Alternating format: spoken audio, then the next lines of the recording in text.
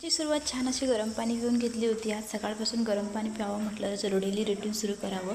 असं छान असते गरम पाणी पिलेलं. असं कॅटलमध्ये गरम पाणी केलं आणि इकडे राजमा भिजत टाकलेला होता रात्री. तोही मला आज राजमा बनवायचा होता आणि टिफिनलाही राजमाच द्यायचा होता. अशा प्रकारे छान असे हेअर वॉश करून घेतले आणि एवढं ऊन पडलं होतं ना छान गॅलरीत.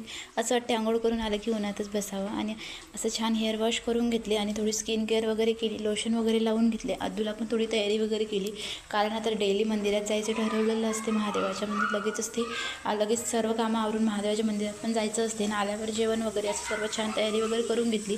नंतर बनवायची होती मला आज आळूची खीर. बरेच दिवसापासून आळूची खीर बनवायची होती, तर त्याचा मुहूर्त आज लागला होता. आळूचं भिजत टाकला होता मी एका वाटीमध्ये, आणि तो थोडा पण टाकला तर खूप होते, असं मी थोडाच टाकला तर बराच झाला.